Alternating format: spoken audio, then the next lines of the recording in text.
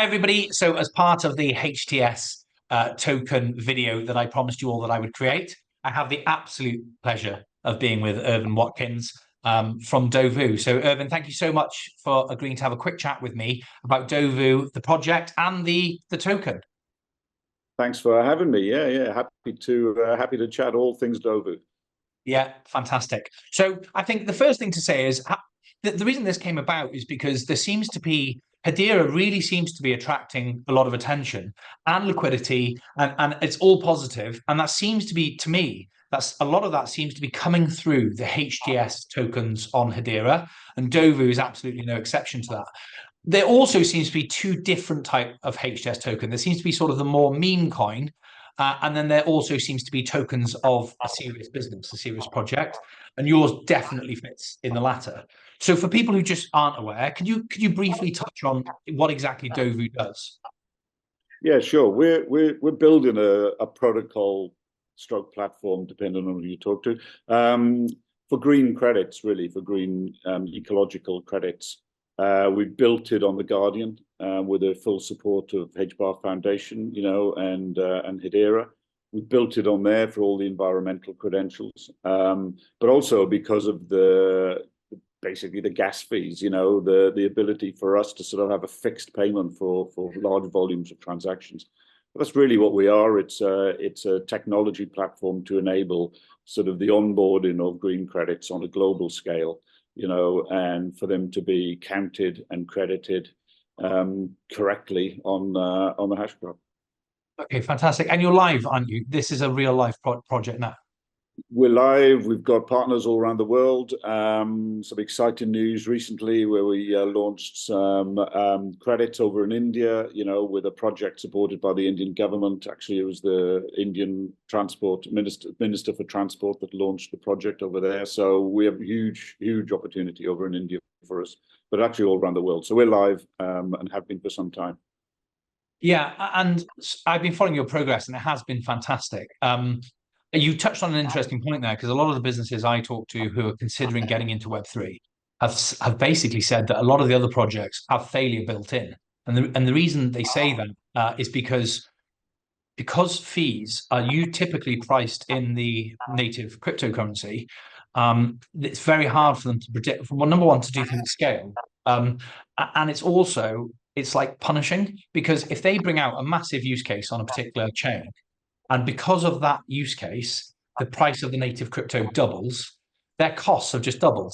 So they just attributed significantly to their business costs, their operational costs doubling. And they also, the second part to that, which is obviously, it's perverse, isn't it? It's the wrong way around. The second part of that is that they feel like they have to become futures traders, because they have to try and work out, do they buy, is this a low price? And if it is a low price, should we buy a load of it in order to sort of future-proof our transactional cost? Or is the price going to go lower? If the price goes higher and we haven't bought any, we haven't hedged, it's just a minefield, and it's just another layer of complication the businesses just don't need. They just want to get on with business. 100%. I mean, you don't want to be treasury managing your gas fees. You don't want to be treasury managing your cost of business. I mean, there's enough complexity sort of in this, and I think that's one thing that probably isn't talked about enough is the sort of the ability to scale on Hedera, far more effectively than any other sort of chain.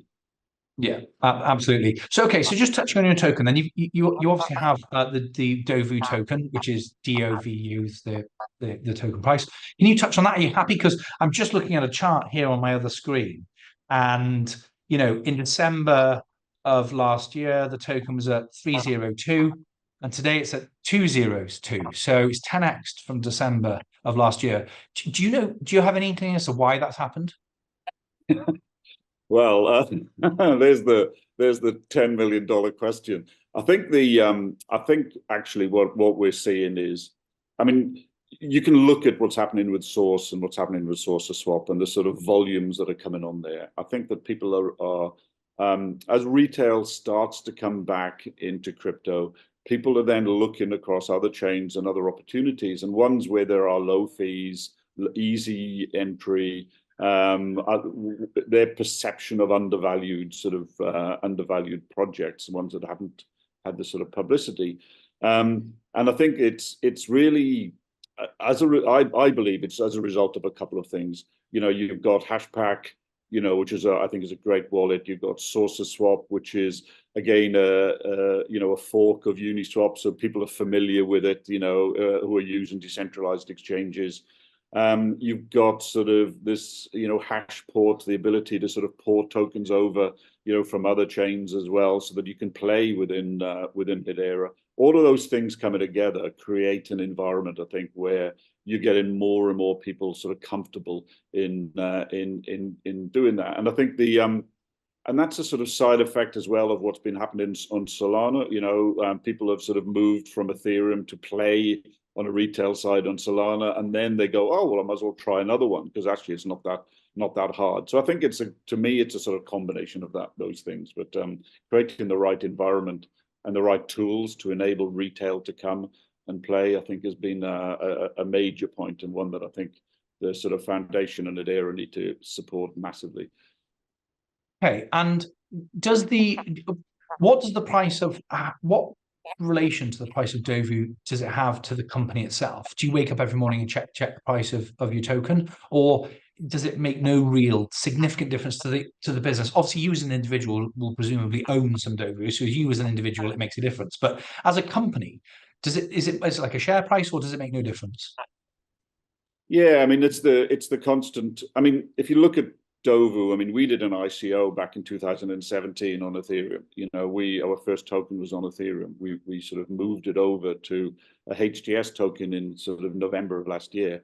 But our intent, of course, at all times was to build a serious company and not just build a token company.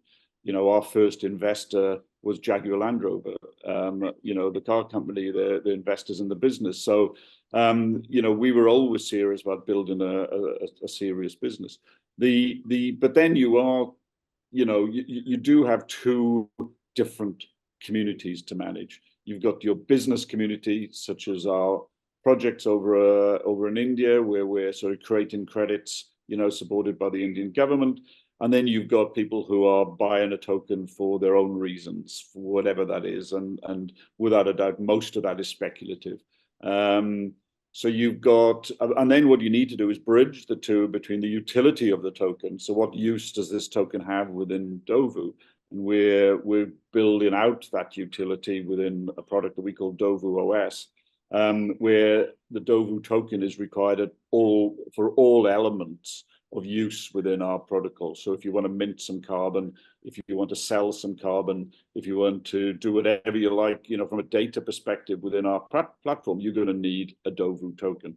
So the price is sort of it's fun or not fun, depending. In reality, right? If we were looking at price of our token, we'd have probably closed our business quite some time ago, when in the sort of bear market, so therefore I take the highs and the lows with the same mentality, where it's sort of focus on the main thing, make your one thing your main thing of focus, and that's building a serious business with a great utility, and delivering these green credits, globally around the world, all on chain. I think that's really important. The price of the token is out of our hands. It's totally in the hands of really speculation.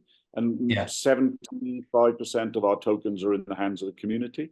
We still have 25% left within the sort of treasury of the business, but everything else is circulating, and they're all circulated really, because from a treasury perspective, nothing is vested, so all of it's available to be sold or traded or used. So within the business. So it's a long answer to your question, but it's like, of course I look at the price of the token. Everybody looks, especially in a bull market, everybody's refreshing CoinGecko to see what the heck's going on, but it has no real core relevance to our business. And again, going back to the Hedera fixed price aspect of it, our token cost, it doesn't bear, in relation to the cost of us being able to deliver the business. Okay. So you touched on there that you need the token in order. The token has utility in the sense that you need the token to operate on your network effectively. Is there anything in your roadmap or in your plans that might be utility for your other client base? As you said, you've got kind of two groups. You've got the business side, and then you've got the sort of Hedera community, HDS token community. Is there anything you might offer to them in the form of airdrops or, early passes to something? Is there anything like that in the roadmap, or is the token just for the business? No, I mean we have a fantastic staking mechanism for our Dovu token. It's been we actually forked it. It was open source from Galaxy. I mean, I think where we got it from. Again, a great collaboration between Hedera sort of companies. And I'm a huge fan of Solo and what Galaxy are doing. So this staking mechanism we have right now is that it's based on multipliers. It's based on actions. So if you buy some carbon credits, for example, and you hold sort of Dovu tokens, you get a multiplier in terms of your staking. And the way that that's going to map out is that we will be doing partners with other Hedera sort of projects, where again, if you hold a particular project's token plus a Dovu token plus some carbon credits, your staking multipliers will go up and so on. So it's really all about sort of creating a vibrant ecosystem to the benefit of everybody. And for Dovu's perspective, we want to be the ecological partner of all projects on Hedera, and not just Hedera, everywhere else, but certainly on Hedera, so that everybody should be holding a Dovu token, plus the token of our partner. And then there's benefit then for the individual to do that. That's the sort of path that we'll be going down there. In terms of token drops, yeah, I think that's inevitable. As more wallets get created on the Hedera ecosystem, it just makes sense where we have Dovu in all of those wallets in some form or another. Okay, fantastic. And that's really exciting, because what's going to come out of those collaborations is going to be really, really interesting to see. And they'll be with projects that might not even exist today. So even you don't know what they might look like down the road. So that's really exciting to learn. If people want to learn more about staking with Dovu, where do they go to do that? Yeah, if you go onto our website, and it's all there, or join our Discord. And if you join our Discord, we have really good staking channel on there that sort of covers all things staking. Okay. Or on Twitter, just follow Dovu official on Twitter, and you'll see. What's the website address? Just remind me. Is it? Yeah, it's dovu.earth. Yeah, dovu.earth. And I'll also put a link in the description below, guys, so you can just click on that. I'll put a link to all the different partners in the description below. So 2 more questions. One is, now I know there's absolutely no promise of price action in the future. You don't know the future, etc. And this is not speculative, but I'm asking you personally, what do you believe Dovu's, once everything's settled, the market's matured, where do you see Dovu's value in terms of price? Where does it sit? Yeah, it's really hard to talk about price. What I can talk about is things that we're doing to increase liquidity and utility. And, by the very nature of a token that's already minted and has a finite amount of supply, then by increasing utility and increasing sort of the liquidity, then that should have a sort of a positive effect. I think what's important is, from Dovu's next step really is to move from a liquidity pool outside of decentralized exchanges and onto some centralized exchanges. Personally, I'm a huge fan of decentralized exchanges, and I'm not a massive fan of centralized ones. But if you're going to introduce new community members into Dovu, then you have to have a system that stops them being protocol native. So you need centralized exchanges to bring people who don't care whether it's on Hedera or not. They just want to participate and join the sort of Dovu journey. So that's going to be happening over the next few weeks. We'll be just launching new centralized exchanges. And then from a utility perspective, it's really the more projects that we're onboarding into Dovu, the more tokens are needed in order to facilitate those projects. What we're seeing then is demand. From a demand side, there's two things that you need to do with a token, really. You need to sort of slow down the external velocity of the token within your ecosystem. So you need to have utility so that that token stays within your system and has use within that system. You need to speed that up within your system. Then you need to slow down the external, slow down the external side of it. So, the demand is there because you need Dovu tokens in order to sort of function within our platform. And then the sales side of it, will slow down in terms of the volume of sales, not the amount of sales that are on there. So so I think that basically increase liquidity, create new markets, build utility in the business, all of those things, and then of course raise your profile, marketing. All of those things will have an effect. One thing that we're not going to be doing is trying to sort of create some false, we've never done this, false sort of pump dump sort of mechanics to sort of, it's really got to be sustainable for it to make sense. But that's absolutely clear from the way you present yourselves, the way you operate. You are, I think everybody who is aware of you is aware that you are a serious company, with a real purpose. And the token is almost secondary to, well, it definitely is secondary to that. You have a sorry, go on. Yeah, sorry, Max. It's secondary on the pricing side of it, but it's absolutely fundamental to our business. It's secondary in terms of the short-term pumps and the gains and the FOMO and all the other sort of elements in it. But if you actually, so another answer to that first question, that you had about sort of price side of it, we're just getting started, from a project itself. We're live, absolutely. The technology is working, but we're really just getting started. So as Dovu grows, then I'd expect the token to be a lot more interesting. Okay, perfect. And the supply is 10 billion, is that correct? And is that fixed? Is that going to stay as is forever? It's fixed. It's interesting, the forever bit. We have no intention to do anything with it whatsoever. It's fixed, and then from our perspective, it would be governance through the community if we were going to change that. So we have a governing sort of mechanism. You're able to, if you're a token owner, you can sort of vote, and therefore, if the community felt that we needed to change that, then we would take a view on that.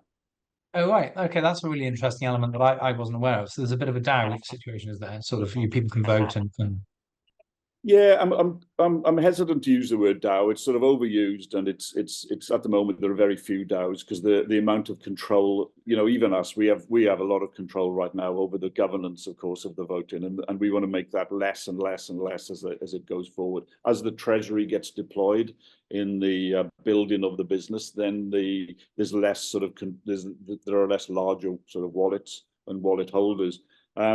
But I think ultimately, as I say, the 75% of the tokens are in circulation. So, by creating a pro rata type governance approach, then everybody can have a voice and a sort of say in it. Okay, fantastic. Last question. Which 3 other HTS tokens, they can be sort of memes or business tokens of other companies, which are your favorite 3 in order? I don't know about in order, but I mean, Galaxy, I'm a big fan of what they're doing and their plans sort of going forward. I think the PAC token is going to be really exciting. And I think, so I'm really excited about that. And Source, I love what those guys have done, and those are the 3 that I look at. Well, obviously not PAC yet, but those are the 2 that I look at, and then the other one sort of coming through. I have to mention Tune FM, because I think I'm really excited about the potential for that project, and they're really Hedera OGs, and it's sort of and their time in the sun is well due. Yeah, I couldn't agree more, actually, and I think that's one of the most undervalued tokens there is at the moment. I also have to think that with yourselves because I know what you're doing and I know where you're going. So it's very exciting times ahead, and it's nice to have this kind of side price action, if you like, but also you're still in the Hedera ecosystem. You're still supporting the wider ecosystem, but you're seeing some really interesting price action and some real potential on a smaller scale within that ecosystem. So that's really nice, and I think it's something really nice for the community to have. To have sub-communities of the community and things like that. And you have many cheerleaders. So thank you so much for your time. I know you're incredibly busy. and you've got to go back to saving the planet. Thanks, Max. I really appreciate your time, and thanks for the opportunity to talk about Dovu. No problem at all. Thank you ever so much.